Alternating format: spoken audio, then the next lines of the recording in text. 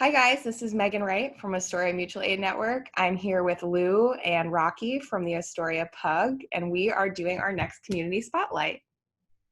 Lou is, I'll let you kind of introduce yourself a little bit and let us know how long you've been in Astoria. So I've been in Astoria for a little bit over 11 years. And before that, I used to move around all over the place, but I just fell in love with Astoria. And I don't plan on going anywhere. It's such a vibrant community. I love everything about it, except for the fireworks, right? Yeah, except for the fireworks. So how did Rocky kind of get into your life? I know there's a pretty good story for that. Yeah, so on January 31st of this year, I was walking home along Astoria Boulevard. It was pretty early, and I saw a cop with Rocky, and I just started making fun of the cop because you never see like a cop with a pug. And I'm like, oh, what happened? You guys don't have funding for for real dogs and stuff. And like, I mean, it was tongue in cheek. And he said, actually, we just found this dog, and we're looking to foster him. And I'm like, oh wow, you found this dog, a pug.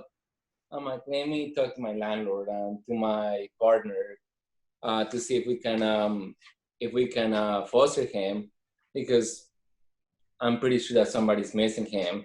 So my Yeah, landlord said that wasn't he when you guys found him like recently groomed and he was in really, really good shape. Like he was really clean, and yeah, everything checked out with him. But what happened is that he ended up being abandoned, and we just took him in, and he's a big part of our life now. and an internet celebrity? Oh my God, yeah, he's the face of composting in New York City. So speaking of composting, for Uh, those that don't know, you and yeah. your significant other have been composting for the last 11 weeks in Astoria. So yes, so when the city stopped collecting food scraps, um, well, they basically suspended all of these composting operations in New York City, and all right, we gotta get off. All right, sorry. Uh, we um, we saw the need, and we needed to do something about it. So what we did, we started looking for places that could take our food scraps. And at first, it was just our food scraps, just my partners and mine, which is just maybe one bag that weighs no more than 10 pounds. But then that seemed so insignificant, and we we went on next door to see like if anybody was interested in dropping off their food scraps with us. And the first week we got 60 pounds, So which is, backing up a little bit, how long had you guys been composting before? Like, obviously you didn't just start during COVID. I mean, I grew up composting. I'm from LA, and my mom instilled that in us. We had a composting system in the backyard, and yeah, it was a pretty big deal then. And when I moved to New York in 2003, um, I thought it was really, really strange that there weren't any composting spots nearby. So I actually had to ride my bicycle from Flatbush all the way over to Union Square about once a week, sometimes twice a week, just to drop off my food scraps. So That's commitment. yeah, but that's so that goes all the way back to my mom, and yeah, I gotta give her credit for that. So after doing that for so long and you guys started to see that there was this need, that was when you kind of very quickly evolved. Well, so it evolved very quickly, and I'm gonna tell you how. We started with 60 pounds the first week, and everyone was from next door. It was a door-to-door service, if you want to call it a service. It was super easy. The following week, we just took over Rocky's Instagram page. We posted it there, and we went from 60 pounds to well over 500 pounds in like 1 week. And every week it just like keeps going up and up and up. Like it has grown so much to the point that, I mean, last week we did over 1,200 pounds. So just, yeah. So If you what's can just your, put that in for people that aren't familiar with your process, how do you guys do the composting? Like, what are the different, how do you do the pickups? Like, what does your daily Saturday look like? So we used to do a bunch of 20-minute stops. So we would go, for instance, to Stanway and Ditmars. We would be there for 20 minutes, pick up food scraps. Then we would go to like Ditmars and 31st and pick up food scraps for like 20 minutes, and then we would go to Staples. So just telling you all of that got me tired. now now we have one 90-minute stop on Saturday and another 90-minute stop on like Sunday. And that just makes everything go so much easier. There's a lot more time for us to get rid of contaminants like stickers, rubber bands. Sometimes people put chicken bones in there, like we found last week.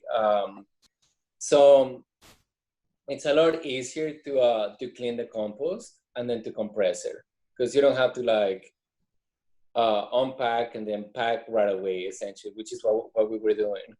And we average about 100 pounds every 15 minutes.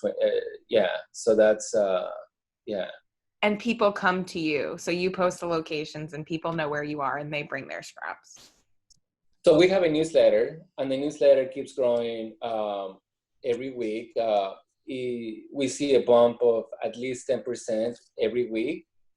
And people come like from all over Astoria used to drop off their food scraps. And and in the newsletter we say where we're gonna be, at what time, and we make indications as to things that we've changed. So like, for instance, we're gonna have like an extra 10 minutes at this place, or we're not gonna do Saturday today, we're gonna do Sunday here, and this is why, and stuff. So a lot of that has to do with where we end up taking the food scraps.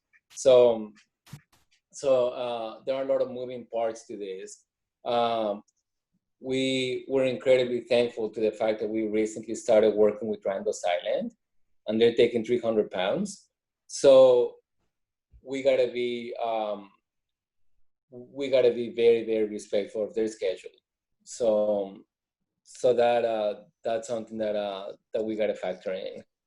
And also we have four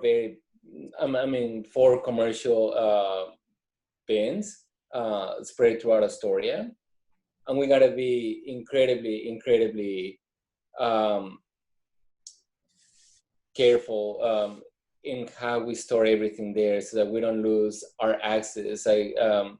Those neighbors have been amazing, and we want to work with them. So we don't want to drop off our food scraps too early or too late, or we don't want to be a nuisance.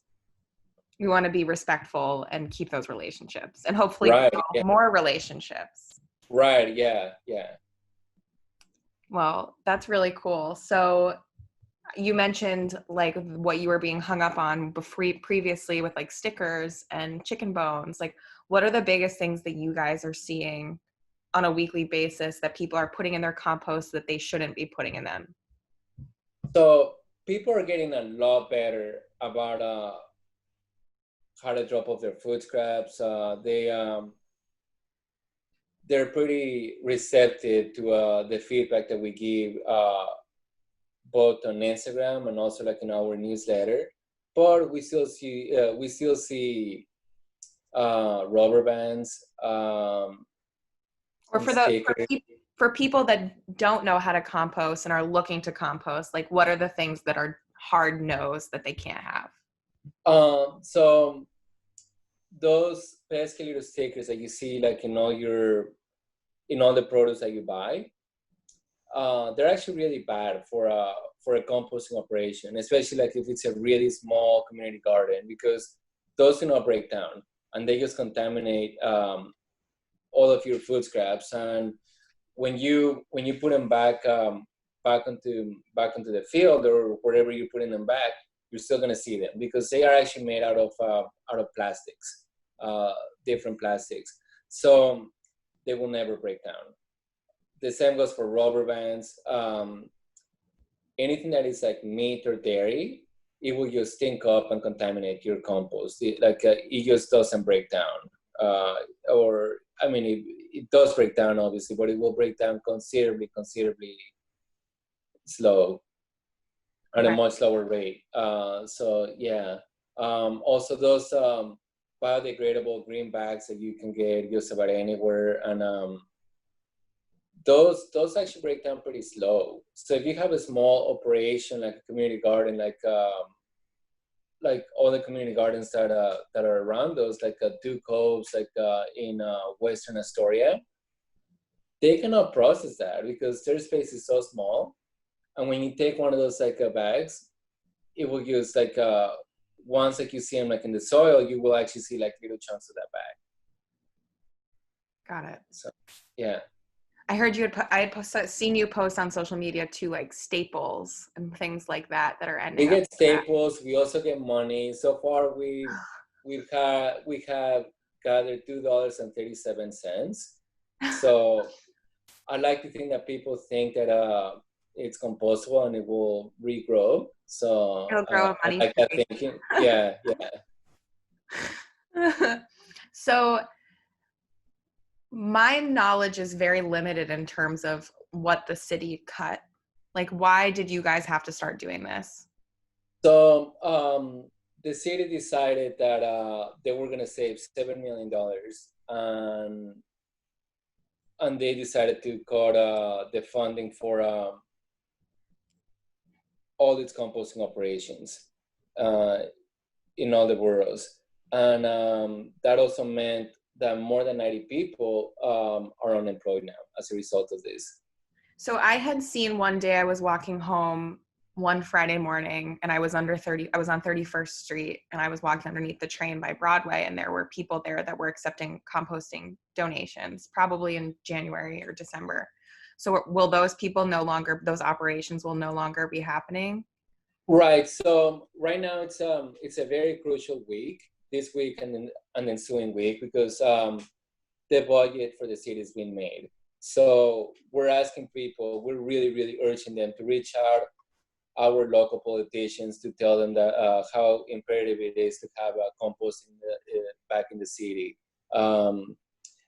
Just so you know, 1/3 of our garbage, it's organic. But if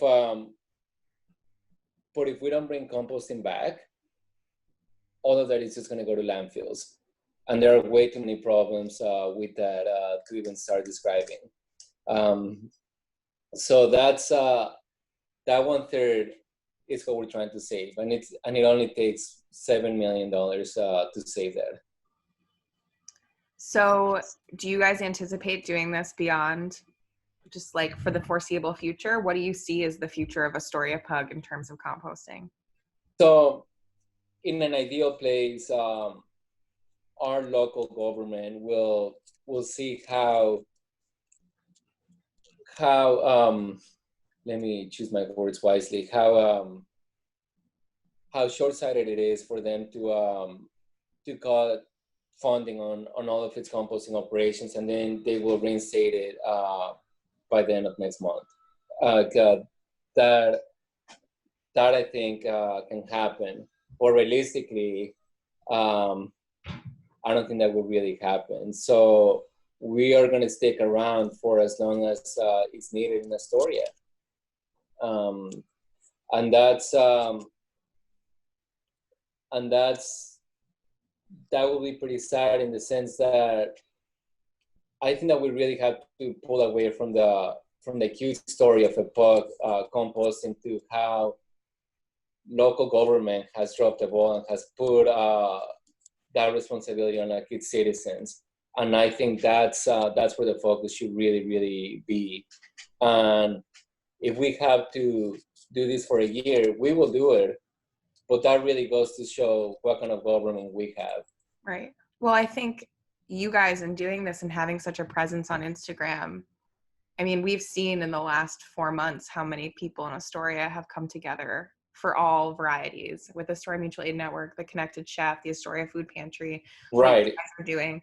And I think in that, you know, in doing all of these things, it's a great opportunity to educate people too. So a lot Yeah. of people probably didn't know that there was, I mean, I remember probably 2 years ago being at my last apartment that I lived in and seeing something that popped up in the lobby that was saying that like composting bins are coming to Astoria and every building that has more than however many units will be getting one. And I was so Right. excited. And that was kind of like, yes, I was going to learn about it and I was going to do it when the time came, and the time never came. Right. Yeah. And so I think Yeah. you guys having a great opportunity while you're doing this to not only put a spotlight on this issue, but also educate people so they're more committed. Yeah, and I think that the people who are coming to us every weekend, they're super committed. I mean, we've had pickups as early as 8:15 in the morning, and people show up, and that when you are showing up to drop off your food scraps at 8:15 in the morning on a Sunday, that's commitment. Right. That's really, really commitment. It also gives you a platform to connect with people like this that you would have never known in our community that felt this passionate about it as you do too. I really didn't think that we were gonna be getting 1,200 pounds a week. I thought, oh, maybe we'll get a box full of food scraps, and then like we can go to Costco afterwards on the way back home. Now it's like such a now it's like live and breathe the compost. yeah, now we have a lot of moving parts involved. Like, all right, so we got to go to Randall's Island, and then after that, we got to go to this home and drop off like 300 pounds.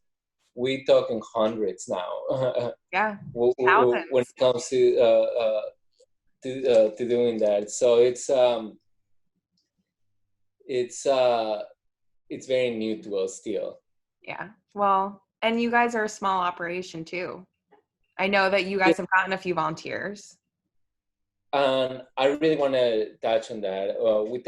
Without all of these volunteers who are freaking amazing, Caren and I would still be chopping up like the compost from like 3 weeks ago. You know, like they have really made everything go much more streamlined. It's just really amazing how, like, so last night I made a story about how we needed volunteers. I posted it at midnight. It hasn't even been 12 hours, and we already have more than 20 people interested in like volunteering this weekend. So that just goes to show how amazing our group is. So yeah. I feel like Astoria has really started paying attention and coming together and offering a lot of assistance in all different ways, which is amazing. Oh my God, I'm so proud of this neighborhood. Like, you have no idea. I do have an idea. I feel the same way. It's incredible. So if we were to talk about, you know, what are the ways that more people can get involved either to help you or help our community? Like, what do you think, what do you need, and what could more people be doing in Astoria to make this better and so the most important thing right now is to reach out your local representatives and tell them that you want compost back in New York City, that your voice needs to be heard. That's something that we really undermine a lot of times on an individual level, but it's incredibly important. So we need to really amplify that voice. And to make it easy, if you go and save our compost on Instagram, they will guide you as to like who your local representatives are, and like they also have like a template for emails that you can send out. So yeah, that is incredibly important to send that out or to make those phone calls or both. The other thing is, if people are interested, they can always reach out to us and they can drop off their food scraps with us over the weekend, or it's like we'll make it work. We are donation based. We tell people, pay whatever you can. If you don't have anything, or you don't want to, that's completely fine. Just drop off your food scraps with us. So we're very much about making sure that everyone has a place to drop off their food scraps in Astoria. Are you looking for any more locations to put bins? So I'm more looking for places like local farms that can accommodate our food scraps. Okay. But I'm also, let me touch on that more clearly. So we have a relationship with commercial holder, and we much rather leave everything, take our food scraps locally to a place like Randall's Island or Governor's Island, so that is like the ideal. But the reality is that we do need a commercial hauler for some of it. So we don't want it to be all of it. We want it to be even less than half of it. So, yeah. Okay. Well, if anybody has those connections out there, shout out to Astoria Pug or us at Astoria Mutual Aid. Yeah. Yeah. Awesome. Well, this has been really amazing. Do you have anything else that you want to add before we go? No. I mean, I'm incredibly thankful with Astoria Mutual Aid for all the assistance that they've been giving us for the past 10 weeks. It's pretty interesting just to start off in a message thread on Nextdoor, and then the following week reaching out to Astoria Mutual Aid and actually getting somebody to help you, whereas we reached out to way too many people to even begin to mention, and we got the door closed right in our faces, like one after another after another after another. Well, you and I were messaging like days after days after days on Instagram. Yeah. And it's not until now that people are beginning to come around and say oh yeah, we can help you. Now that they kind of I guess we've proven ourselves, but we really needed more help than you can imagine. When we first got 500 pounds, we were like, what do we do with 500 pounds? Where do we put them? So yeah. Well, so we're incredibly grateful for having Astoria Mutual Aid in our neighborhood. Without you guys, oh my God, I don't know where we would have been. We started off on Nextdoor too. Yeah. It was like 10 of us on Nextdoor all posting about the same things. And Miriam messaged me and she was like, hey, do you want to jump on a Zoom call with 10 other people that seem like they're all doing the same thing? And I was like, okay, I don't know who this woman is, but sure, I'll do it. And then in a week we had Astoria Mutual Aid Network and it was amazing. So shout out to our community because they're awesome. So our community is super amazing. Yeah, you're right. Well, thanks so much, Lou, for being here with us. Thanks so much, Rocky, wherever you are. And I'll tag everybody on the post so we can, get more involved. Thank you so much.